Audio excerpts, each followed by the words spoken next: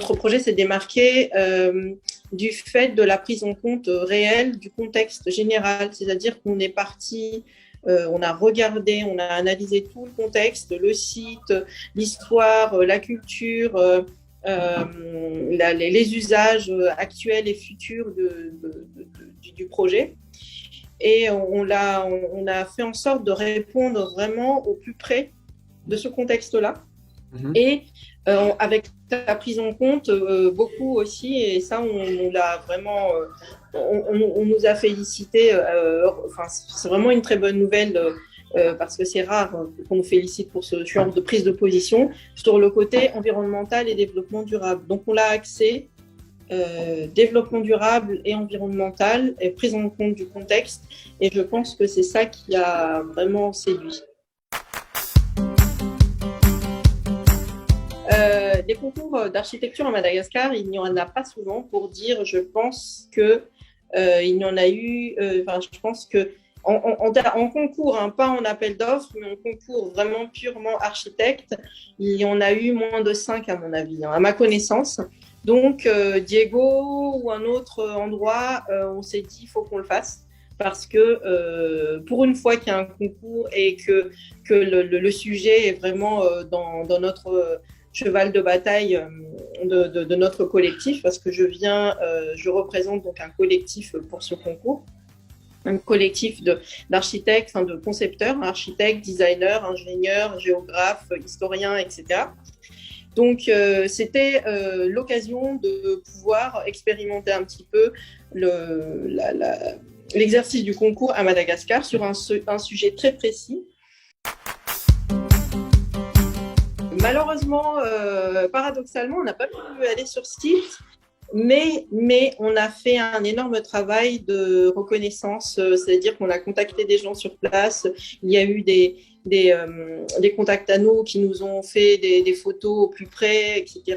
On a vraiment pioché dans l'histoire de Diego, on a regardé tout le contexte en fait, hein, géographique, faune, flore, autant que possible, autant que nous le permettait le timing du concours, hein, parce qu'il était assez serré ce concours.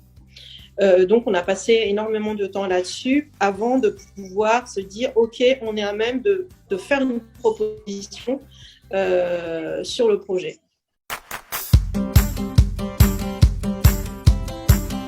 En tant qu'artiste, j'ai voulu répondre à ce concours, donc j'ai mobilisé ce collectif-là dont je fais partie. Je suis cofondatrice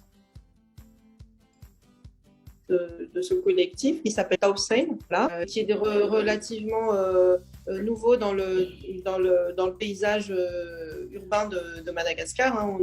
On existe depuis 2020, fin 2020. Donc on a déjà quelques projets sur Mada, à Tana autour de Tana essentiellement, mais également en région Sava et donc là dans la région Diana également. Et donc j'ai emmené mon équipe, j'ai mobilisé les personnes qui étaient intéressées dans ce collectif-là pour répondre à ce concours. Et donc j'ai mené la partie, on va dire, purement conceptuelle, architecturale, hein, parce que bon, un concours, c'est un concours d'architectes, essentiellement on a besoin d'architectes, mais on a également besoin d'ingénieurs pour la partie spécifiquement technique, et également on a pris des partenaires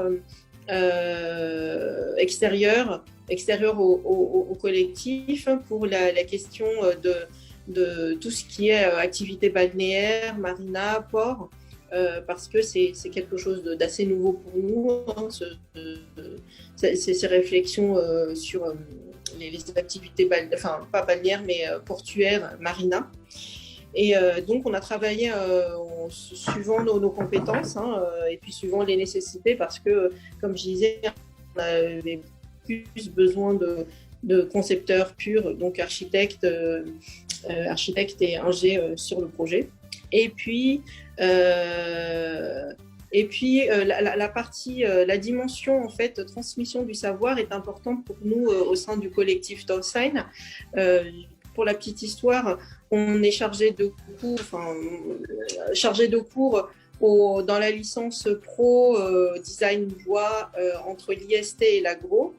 Et donc, j'ai demandé à mes étudiants s'ils voulaient participer au concours, avoir cette expérience de participer à un concours. Donc, 2 étudiants ont accepté et on les a embarqués avec nous pour travailler sur le concours.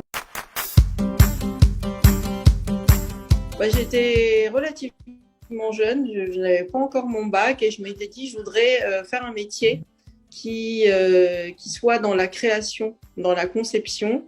Et j'avais le choix entre être architecte et plutôt être dans un côté encore plus technique, donc un ingénieur dans le bâtiment ou généraliste. Et en fait, les choses se sont faites comme ça.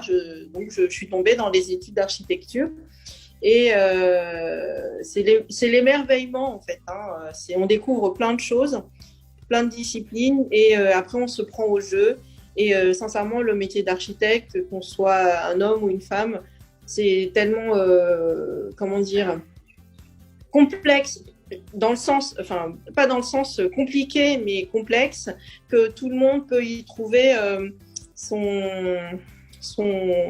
on va dire, son petit dada pour vraiment s'épanouir dans le métier. Donc ça, c'est intellectuellement parlant. Après, dans la pratique, professionnellement, dans l'organisation et puis financièrement, là, par contre, je vais vous dire, c'est un rude métier parce qu'on travaille beaucoup. Cette profession-là amène à concevoir des espaces, que ce soit bâti, à l'intérieur d'un bâti, les espaces extérieurs. Donc, comme je disais, l'architecte est amené à avoir plusieurs échelles de projet. Donc, on part de la ville, d'un territoire. On peut réduire l'échelle au quartier, à une parcelle, à un bâtiment, à un espace intérieur. Et puis peut-être également jusqu'à la conception d'un objet. Donc, tout ça, on va dire, pour moi, ça regroupe tous les domaines, toutes les disciplines de l'architecture, enfin de l'architecte dans sa profession. Et ça permet pour moi de ne pas réduire l'architecture à une seule production d'un bâti, mais à un ensemble de disciplines sur plusieurs échelles. La place de la femme dans le métier d'architecte, pour moi, ça dépend un petit peu aussi où on se situe géographiquement, où est-ce qu'on travaille.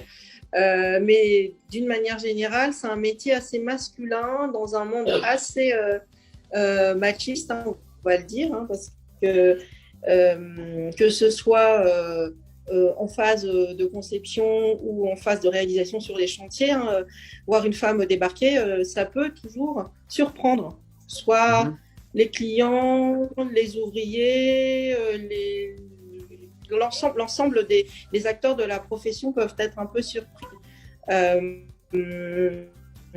Donc, la position, la place de la femme est presque au final, comment dire, très volontariste. Enfin, une femme qui arrive à se frayer un chemin jusque-là dans ce métier-là et aussi à garder le cap et à se faire son nom dans le métier, des fois, ça peut relever un petit peu quand même vraiment d'un caractère bien trempé.